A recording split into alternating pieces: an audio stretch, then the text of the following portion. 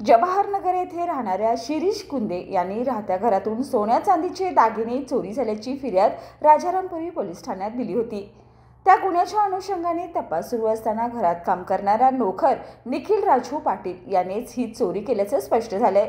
त्यानुसार पोलिसांनी संशयित आरोपीस अटक करून 8,75,000 रुपयाचे सोन्याचे दागिने हस्तगत केलेत। पोलिसांनी दिलेल्या माहितीनुसार फिर्यादी शिरीष कुंदे यांच्या बंगल्यामधील कपाटामधून 26 नोव्हेंबर ते 3 डिसेंबर या कालावधीत सोन्याचे दागिने चोरीला गेले होते। या अनुषंगाने घरकाम करणाऱ्या नोकराला संशयितरित्या ताब्यात घेतलं। त्याच्याकडे कसून चौकशी केली असता चोरी केल्याची कबुली त्यांनी दिली आहे। ही कारवाई पोलीस निरीक्षक सुशांत चव्हाण यांच्या मार्गदर्शनाखाली गुन्हे शोध पथकाने केली आहे।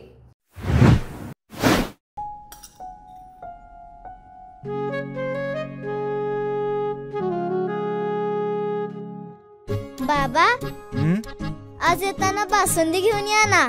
अगं, कालच आपण आईचा वाढदिवस होता म्हणून आणली होती ना। ऐकलं, गोकुळची बासुंदी पुन्हा खावीशी वाटतेय। खरं सांगू, मलाही खावीशी वाटतेय। पुन्हा पुन्हा खावीशी वाटणारी गोकुळ बासुंदी।